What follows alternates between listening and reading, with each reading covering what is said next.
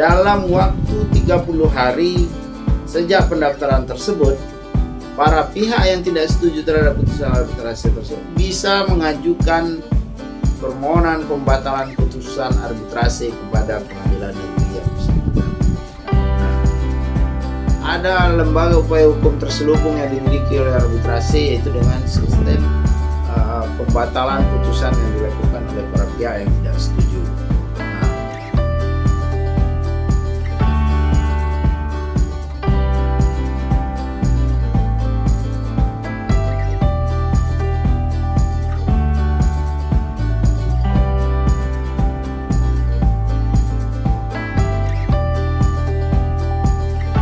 Assalamualaikum warahmatullahi wabarakatuh. Bismillahirrahmanirrahim.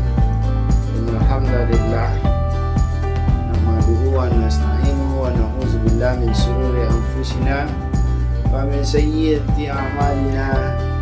May yahdihillahu fala mudhillalah wa may yudlil fala hadiyalah. Asyhadu an la ilaha illallah wa asyhadu anna Muhammadan abduhu wa rasuluh la nabiyya ba'da. Pertama dan terutama sekali, marilah kita senantiasa memanjatkan puja dan puji sebagai bentuk rasa syukur kita kepada Allah Subhanahu wa Ta'ala atas segala nikmat yang telah diberikan kepada kita di dalam menjalankan kehidupan di dunia ini, terutama nikmat iman dan Islam yang telah ditanamkan Allah di dalam dada kita. Kita mohonkan doa kepada Allah agar nikmat iman dan Islam tersebut diistiqomahkan kepada kita semua, dan hendaknya kita di akhir hayat kelak bisa kembali kepada Allah dalam keadaan yang husnul khotimah. Salawat beriring salam tidak bosan-bosannya kita kirimkan atau kita sampaikan kepada junjungan alam Nabi besar Muhammad sallallahu alaihi wasallam dengan mengucapkan Allahumma shalli ala sayyidina Muhammad wa ala ali sayyidina Muhammad. Assalamualaikum ya Rasulullah. Mudah-mudahan dengan banyaknya kita bersalawat kepada beliau, Allah izinkan kelak di yaumil mahsyar beliau memberikan syafaat kepada kita semua sebagai bentuk pertolongan yang beliau berikan di hari penghakiman kelak. Hari di mana tidak ada pertolongan selain pertolongan Allah dan Rasulnya. Hari di mana tidak ada perlindungan selain perlindungan Allah dan Rasulnya. Untuk itu marilah kita memperbanyak salawat kepada junjungan alam Nabi besar Muhammad sallallahu alaihi wasallam. Dan selain itu, mudah-mudahan kita diakui sebagai umat beliau di yaumil mahsyar kelak, sehingga kita bisa dikumpulkan bersama orang-orang yang soleh, orang-orang yang diakui ketakwaannya di sisi Allah Subhanahu wa Ta'ala. Dan kita bertemu kembali di dalam perkuliahan daring kali ini. Di dalam pertemuan yang ke-15 ini kita akan membahas tentang amar putusan, pembatalan putusan, dan eksekusi putusan. Tentunya dalam hal arbitrase dan alternatif penyelesaian sengketa. Nah, jika kita ulang-ulang kepada perkuliahan kita yang lalu atau minggu lalu, maka kita sudah membahas tentang putusan arbitrase. Nah, tentunya kita dalam perkuliahan ini tidak akan mengulang lagi apa itu pembahasan tentang putusan. Tetapi di dalam pembahasan kali ini saya lebih menitik beratkan kepada amar putusan, pembatalan putusan, dan eksekusi putusan. Nah, bagaimana item-item ini akan dilaksanakan di dalam arbitrase dan alternatif penyelesaian sengketa? Kita akan lihat dan juga akan saya coba jabarkan satu persatu dari 3 pembahasan kita pada pertemuan daring kali ini. Dan mudah-mudahan saudara bisa memahami apa yang akan saya sampaikan dalam video pembelajaran ini. Terutama saya berharap dan saya juga berkeyakinan bahwa saudara-saudari sekalian, mahasiswa Fakultas Hukum Universitas Muhammadiyah Riau telah mempelajari video-video pembelajaran dalam hukum arbitrase dan alternatif penyelesaian sengketa. yang telah saya share di dalam media pembelajaran daring atau media pembelajaran online ini. Dan mudah-mudahan saudara-saudari sekalian bisa menguasainya, karena hal ini pasti akan muncul di dalam soal ujian akhir semester nantinya, yang menurut kalender akademik yang sudah dikeluarkan oleh Fakultas Hukum Universitas Muhammadiyah Riau, bahwa UAS akan dilakukan atau ujian akhir semester akan dilakukan pada rentang tanggal 12 sampai dengan 27 Agustus 2022. Nah, dari itu silakan dipersiapkan diri dengan materi-materi, dengan literasi-literasi yang ada, dan dengan sumber-sumber bacaan yang lainnya. Artinya saudara-saudari harus memahami tentang arbitrase dan alternatif penyelesaian sengketa dengan baik, sebagaimana yang telah saya sampaikan dalam perkuliahan sebelumnya. Dan pada pertemuan kali ini kita akan membahas yang pertama adalah tentang amar putusan. Nah, apa itu amar putusan dalam arbitrase? Nah, amar putusan adalah diktum atau berarti pernyataan atau keputusan lembaga arbitrasi atas penyelesaian sengketa yang diajukan para pihak. Dalam hal ini lembaga arbitrasi contohnya adalah BANI, ada BAPMI, ada Basarnas, ada juga dalam bentuk Bapepti, nah, dan lain sebagainya. Nah, permohonan berkaitan dengan wan prestasi. Nah, karena itu maka putusan bersifat kondemnatoir. Nah, putusan apa itu keputusan atau putusan kondemnatoir? Ini silahkan saudara buka kembali dalam video pembelajaran minggu yang lalu, di mana di dalam video pembelajaran minggu lalu yang diberi judul dengan putusan arbitrase, di situ sudah dijelaskan atau saya jelaskan tentang apa itu putusan kondemnatoir, apa itu putusan deklaratoir, apa itu putusan preparatoir, dan lain sebagainya. Sudah cukup lengkap saya jelaskan di dalam video pembelajaran pada pertemuan 14 tersebut. Nah, dalam pertemuan kali ini saya tidak akan menjelaskan apa itu putusan kondemnatoir, tetapi silakan saudara buka lagi video tersebut untuk bisa mendapatkan pemahaman yang lebih komprehensif di dalam video-video pembelajaran pada mata kuliah arbitrase dan alternatif penyelesaian sengketa. Nah, diartikan sebagai putusan yang bersifat menghukum kepada para pihak yang kalah. Dalam putusan arbitrase biasanya juga dicantumkan mengenai siapa yang menanggung biaya-biaya arbitrase, atau apabila putusan yang sama-sama memperoleh sebagian maka biaya arbitrase ditanggung sama rata. Nah, sama rata bisa dengan istilah lain pari passu pari parte, atau dalam bentuk lain secara tanggung renteng. Nah, di dalam penyelesaian sengketa secara konvensional atau secara tradisional melalui pengadilan negeri atau pengadilan umum, tidak pernah kita mendengar ada biaya perkara itu ditanggung renteng atau tanggung sama rata oleh para pihak, baik tergugat maupun penggugat. Nah, selalu yang membayar biaya perkara itu adalah pihak yang kalah. Nah, kalau berbeda dengan peradilan umum, arbitrase menghadirkan suatu pembaruan dalam biaya-biaya arbitrase atau biaya-biaya perkara di dalam proses arbitrase. Bisa di suatu ketika biaya tersebut menjadi tanggung bersama atau tanggung renteng. Nah, inilah kelebihan arbitrase. Contoh amar putusan dalam arbitrase. Nah, contoh kemungkinan amar putusan yang diberikan oleh lembaga arbitrase yang termasuk biaya arbitrase di dalamnya. Yang pertama, permohonan arbitrase dikabulkan seluruhnya. Biaya arbitrase tanggungan termohon arbitrase. Nah, jadi bentuknya alternatif. Jika putusan arbitrasi itu mengabulkan seluruh permohonan yang diajukan oleh pemohon, maka biaya arbitrasi itu ditanggung seluruhnya oleh pihak termohon yang dikalahkan dalam proses arbitrasi. Nah, yang kedua, ada permohonan arbitrasi dikabulkan sebagian. Biaya arbitrasi akan tanggungan bagi dua, termohon arbitrase dan pemohon arbitrase. Nah, ini seperti yang sudah saya katakan tadi di awal, bahwa ada biaya-biaya di dalam proses arbitrase itu ada kalanya ditanggung secara bersama-sama. Nah, ini dalam proses atau di dalam bentuk putusan yang mengabulkan sebagian dari permohonan pemohon.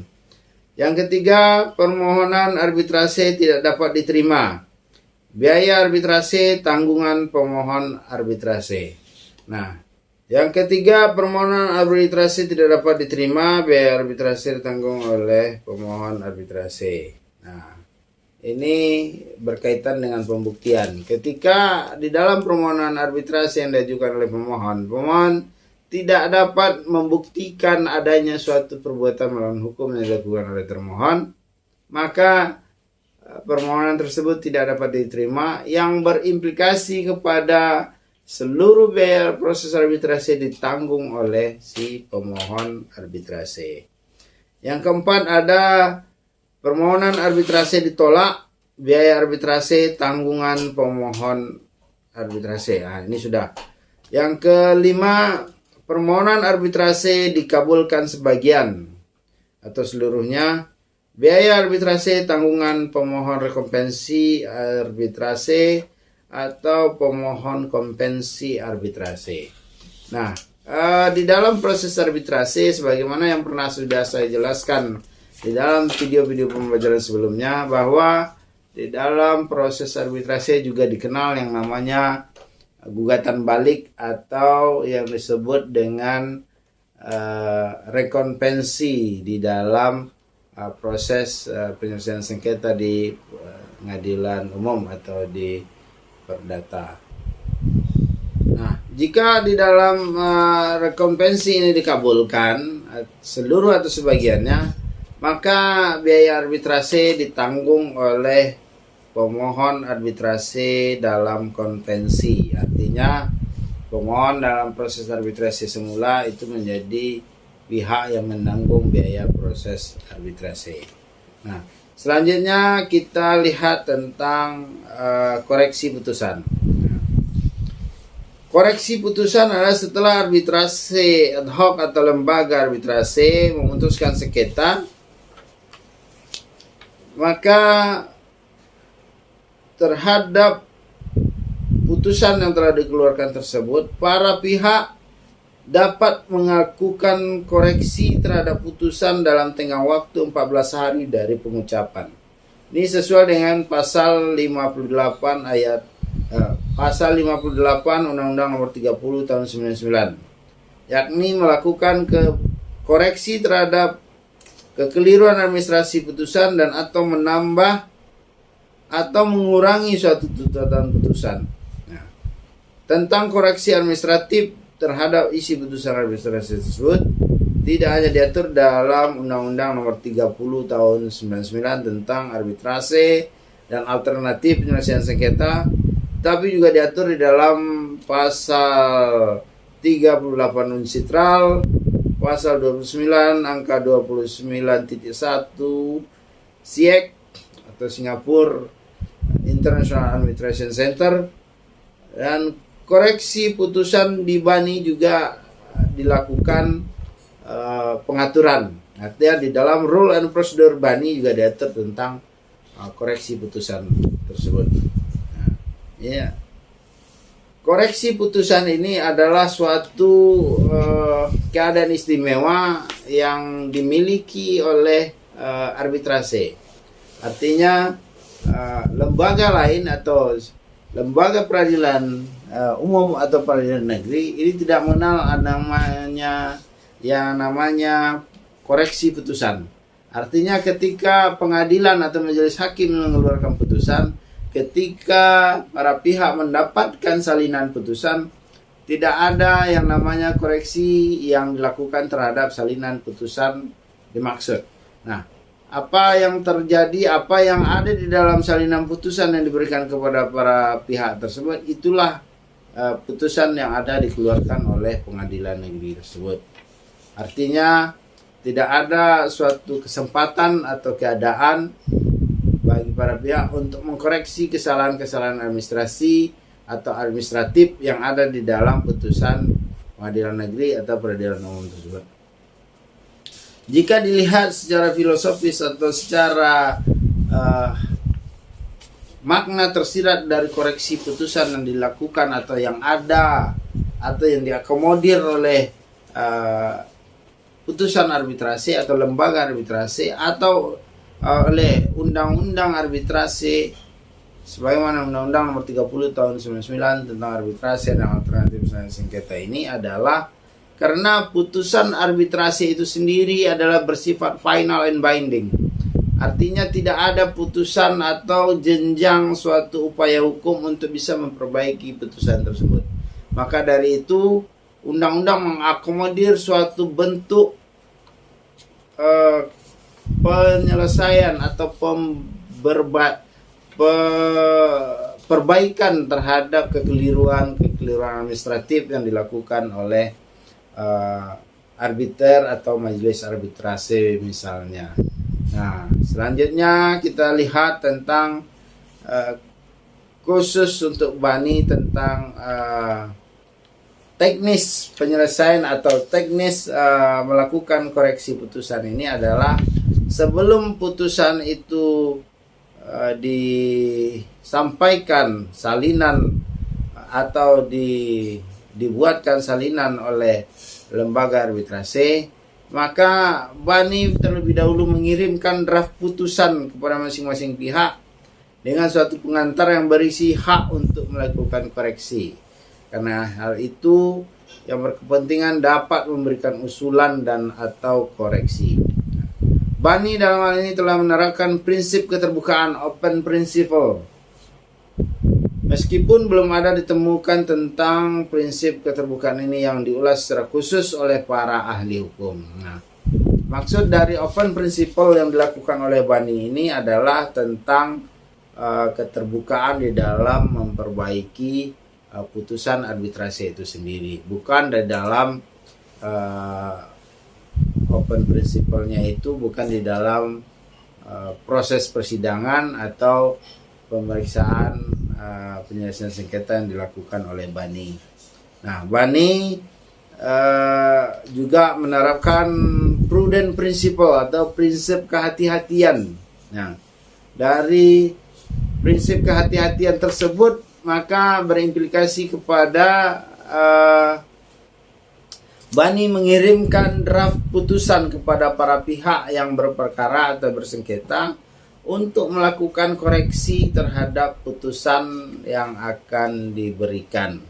Artinya ada prinsip kehati-hatian, ada prinsip keterbukaan atau open principle yang tujuannya tidak lain adalah untuk sebuah kesempurnaan putusan arbitrasi itu sendiri. Selanjutnya kita lihat tentang pendaftaran putusan arbitrasi. Nah, menurut pasal 59 Undang-Undang Nomor 30 Tahun 99, arbiter atau kuasanya dalam praktek Bani ini biasanya sekretaris majelis diperintahkan untuk mendaftarkan lembar asli atau salinan otentik putusan arbitrasi dan hasil dan surat asli pengangkatan ke pengadilan negeri dalam tengah waktu 30 hari sesudah putusan dibacakan. Artinya adalah bahwa ketika kita berbicara dalam tatanan arbiter ad hoc atau arbitrasi ad hoc, maka arbiter atau majelis arbitrasi tersebut wajib mendaftarkan putusan yang terkait dengan perkara yang sedang diselesaikan atau sedang sengketa yang sedang diselesaikan. Terkait dengan sengketa yang sedang diselesaikan tersebut, maka putusan arbitrasi yang dibuat baik oleh lembaga arbitrase atau arbitrase institusional atau arbitrase ad hoc, itu wajib mendaftarkan putusan tersebut kepada pengadilan negeri di mana objek sengketa di dalam arbitrase tersebut berada. Nah, siapa yang mendaftarkan?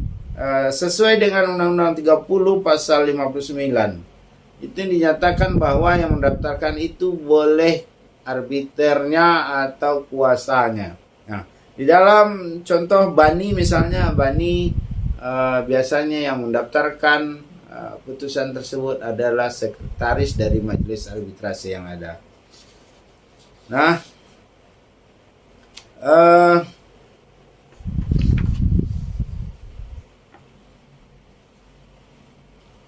berdasarkan pasal 62 ayat 2 Undang-Undang 30 yang menyatakan bahwa ketua pengadilan negeri dapat menolak eksekusi bila pendaftaran putusan arbitrase tidak dilakukan. Nah, pendaftaran putusan arbitrase ini sangat penting. Kenapa dinyatakan sangat penting? Karena berkaitan dengan kelanjutan dari sebuah proses penyelesaian sengketa yang ada.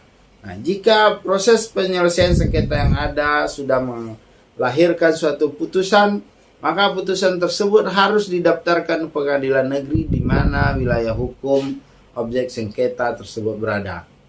Dan syarat pendaftarannya harus menyerahkan salinan putusan asli atau otentik dan juga surat pengangkatan majelis arbitrase yang asli yang harus didaftarkan ke pengadilan negeri tersebut.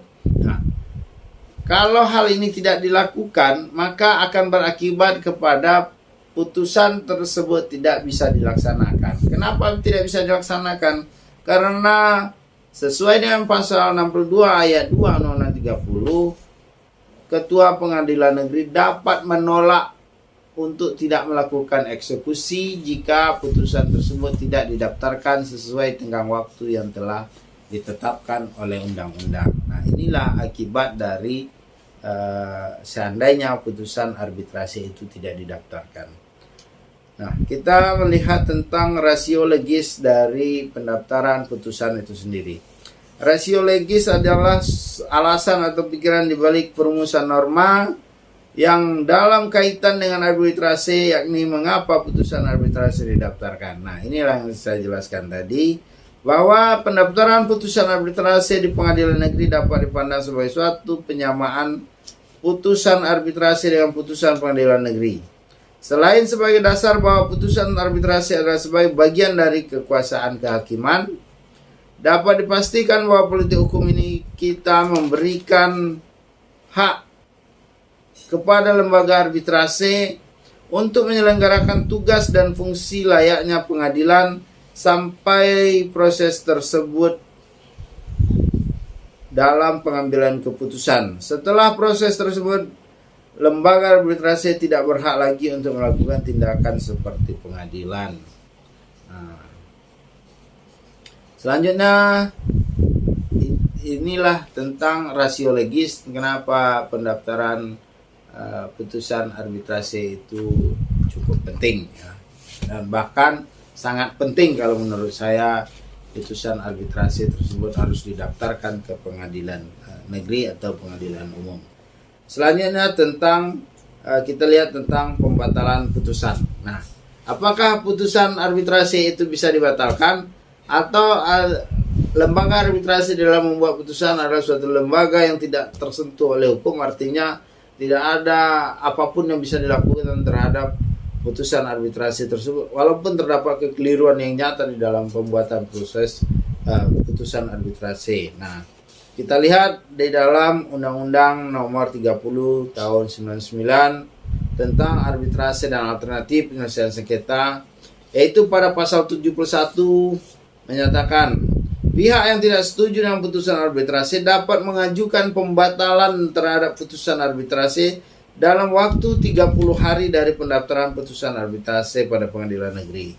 Nah, setelah ada putusan arbitrase yang dikeluarkan oleh lembaga arbitrase atau arbitrase ad hoc, maka dalam waktu 30 hari sejak pendaftaran tersebut, para pihak yang tidak setuju terhadap putusan arbitrase tersebut bisa mengajukan permohonan pembatalan putusan arbitrase kepada pengadilan negeri yang bersangkutan. Nah, bila terkait dengan putusan lembaga arbitrase, upaya hukum pembatalan putusan arbitrase arbitral award annulment adalah upaya dari para pihak dalam permohonan arbitrase yang tidak setuju dengan putusan arbitrase dengan mengajukan pembatalan putusan lembaga arbitrase tersebut pada pengadilan negeri untuk mendapatkan haknya dalam perjanjian.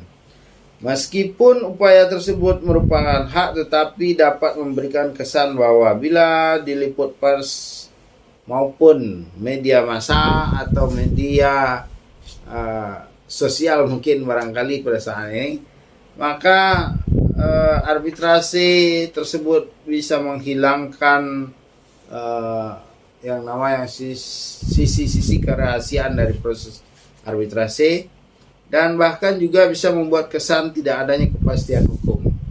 Karena secara hukum memang arbitrase tidak mempunyai yang namanya lembaga upaya hukum, tetapi ada lembaga upaya hukum terselubung yang dimiliki oleh arbitrase, yaitu dengan sistem pembatalan putusan yang dilakukan oleh para pihak yang tidak setuju.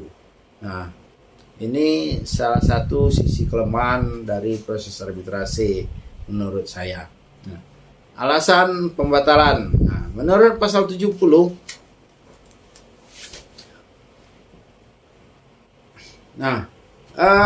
sebagaimana kita ketahui bahwa putusan arbitrase tersebut bisa diajukan permohonan pembatalan. Nah, tetapi tentu pembatalan tersebut tidak serta-merta bisa diajukan begitu saja ketika para pihak tidak setuju dengan putusan arbitrase yang sudah ada karena merasa putusan arbitrase tersebut tidak berpihak kepada yang bersangkutan, maka diajukanlah permohonan pembatalan kepada pengadilan negeri di mana putusan arbitrase tersebut didaftarkan. Nah, hal ini tentu tidak bisa dilakukan secara gamblang seperti itu saja, tetapi tentu harus ada syarat-syarat secara legal formal atau secara formalitas untuk bisa didaftarkan atau dapat mengajukan permohonan pembatalan terhadap putusan tersebut. Yang pertama diatur dalam pasal 70 Undang-Undang 30 tahun 99. Ini ada 3 alasan hukum untuk dapat diajukan pembatalan putusan. Yang pertama, surat atau dokumen yang diajukan berdasarkan putusan pengadilan dinyatakan palsu. Yang kedua, setelah putusan dijatuhkan, ditemukan dokumen yang bersifat menentukan yang disembunyikan oleh pihak lawan. Yang ketiga adalah putusan diambil berdasarkan tipu muslihat. Nah, ini adalah syarat-syarat secara limitatif yang diberikan oleh undang-undang tentang alasan pembatalan putusan arbitrase. Banding atas putusan arbitrase. Sesuai dengan pasal 72 ayat 4 Undang-Undang Nomor 30 Tahun 99, bila ada pihak yang tidak setuju dengan putusan pembatalan atas permohonan pembatalan yang bersangkutan dapat mengajukan upaya hukum disebut banding. Nah, banding disebut di sini bukan banding terhadap putusan arbitrase yang ada, tetapi adalah banding terhadap putusan yang diajukan oleh pemohon pembatalan putusan arbitrase yang ada. Maka pihak yang berkepentingan tersebut dapat mengajukan banding terhadap putusan dalam pembatalan putusan arbitrase. Ini adalah tentang banding. Selanjutnya kita lihat tentang eksekusi putusan arbitrase. Nah, eksekusi putusan arbitrase ini bisa kita lihat bagaimana pelaksanaannya di dalam sistem hukum di Indonesia. Yang pertama, tentu ada 2 jenis eksekusi di dalam putusan arbitrase. Yang pertama adalah pelaksanaan secara sukarela Yang kedua, pelaksanaan putusan dengan eksekusi paksa terhadap objek yang disengketakan. Nah, seperti yang saya jelaskan tadi bahwa terhadap putusan arbitrase itu ada dua metode atau ada dua cara pelaksanaan dari putusan itu sendiri. Yang pertama dilaksanakan secara sukarela oleh pihak yang kalah di dalam proses arbitrase tersebut. Yang kedua dengan melakukan eksekusi paksa melalui permohonan kepada pengadilan negeri di mana objek sengketa tersebut berada. Nah, artinya ketika putusan itu tidak dilaksanakan secara sukarela, maka pihak yang belum memperoleh haknya sebagaimana yang sudah ditetapkan di dalam putusan arbitrase dapat mengajukan suatu upaya eksekusi kepada pengadilan negeri di mana objek sengketa tersebut berada. Nah, pelaksanaan putusan secara sukarela ini tidak perlu saya jabarkan atau tidak perlu saya jelaskan karena jika putusan arbitrase atau putusan pengadilan itu dilaksanakan secara sukarela, maka sebenarnya tidak ada lagi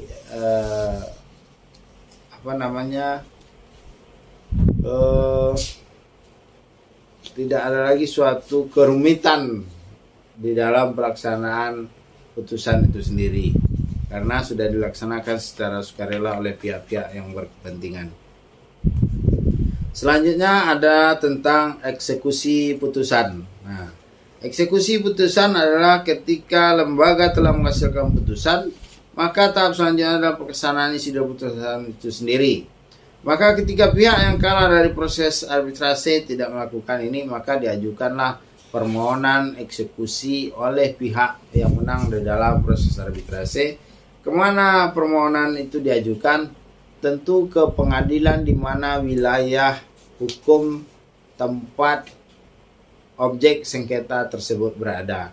Dan tentunya juga sudah didahului oleh pendaftaran putusan arbitrase oleh lembaga arbitrase atau oleh arbitrase ad hoc. Nah, tentang dasar hukum dari eksekusi putusan arbitrase ini diatur di dalam pasal 62 ayat 2 Undang-Undang Nomor 30 Tahun 1999. Arbitrase harus didaftarkan terlebih dahulu di pengadilan negeri. Ini sudah kita bahas tadi, sudah saya jelaskan. Maka dalam praktek pengadilan dapat ada 3 macam eksekusi yang dilakukan terhadap putusan arbitrase. Yang pertama, eksekusi hakim menghukum seseorang untuk membayar sejumlah uang yang diatur di dalam pasal 197 HIR atau pasal 208 RBG. Yang tiga, yang selanjutnya ada putusan hakim yang menghukum untuk melaksanakan sesuatu itu diatur di dalam pasal 225 HIR atau pasal 259 RBG. Nah, eksekusi putusan hakim yang menghukum untuk mengosongkan barang tidak bergerak atau eksekusi real. Nah, eksekusi putusan arbitrase internasional. Nah, karena sebagaimana kita ketahui di Indonesia itu diakui ada 2 jenis arbitrase, yaitu arbitrase internasional dan arbitrase domestik atau arbitrase nasional. Nah, mengenai pelaksanaan putusan arbitrase internasional ini diatur di dalam pasal 65 sampai pasal 69 Undang-Undang Nomor 30 Tahun 1999 tentang arbitrase dan alternatif penyelesaian sengketa. Nah, sekilas kita lihat di dalam pasal 67 ayat 1 Undang-Undang 30. Permohonan pelaksanaan putusan arbitrase internasional dilakukan setelah putusan tersebut diserahkan dan didaftarkan oleh arbiter atau kuasanya kepada Pengadilan Negeri Jakarta Pusat. Nah, secara limitatif Undang-Undang 30 tahun 1999 sudah membatasi bahwa putusan arbitrase internasional tersebut hanya dapat dilaksanakan oleh Pengadilan Negeri Jakarta Pusat. Nah, demikian Lebih dan kurang apa yang bisa dijelaskan atau apa yang sudah saya jelaskan di dalam video pembelajaran ini, mudah-mudahan ada manfaat yang bisa diambil bagi saudara-saudari sekalian di dalam pemahaman tentang mata kuliah arbitrase dan alternatif penyelesaian sengketa. Dan bagi sobat-sobat YouTube sekalian, mudah-mudahan ini bisa menambah wawasan atau pengetahuan. Dan khusus lagi jika ada manfaat yang bisa diambil dari video pembelajaran ini, tentu alangkah baiknya video ini atau video pembelajaran tentang arbitrasi ini di-share sebanyak-banyaknya di dalam akun-akun media sosial milik sobat-sobat sekalian. Nah, seperti yang sudah saya jelaskan di dalam video-video sebelumnya juga, bahwa apa yang saya sampaikan ini bukan suatu kebenaran mutlak yang tidak ada bantahan atau tidak ada pendapat lain, karena di dalam kaidah ilmu sosial ada berbagai macam pendapat yang bisa diberikan orang tergantung pada sisi atau sudut pandang seseorang tersebut mengenai apa yang dia bahas atau apa yang akan menjadi pembahasan di dalam keilmuan yang dia miliki. Nah, sementara apa yang bisa saya jabarkan di dalam video pembelajaran ini, inilah yang mudah-mudahan ada manfaatnya untuk kita bersama. Dan jika sobat-sobat sekalian juga ingin belajar atau ingin membaca tentang arbitrase, silakan nanti dibaca di dalam buku saya yang akan segera beredar, di mana nanti sobat-sobat sekalian atau saudara-saudari sekalian bisa mendapatkan buku tersebut di toko-toko buku terdekat di kota-kota di mana tempat saudara-saudari tinggal atau di mana sobat-sobat YouTube sekalian berada. Nah, buku tersebut adalah buku pertama yang saya tulis di dalam keilmuan hukum yang saya miliki, di mana buku tersebut adalah buku tentang arbitrase yang saya beri judul dengan Arbitrase dalam Sistem Hukum Indonesia. Demikian segala penyampaian, lebih dan kurang mohon maaf. Billahi taufiq wal hidayah. Wassalamualaikum warahmatullahi wabarakatuh.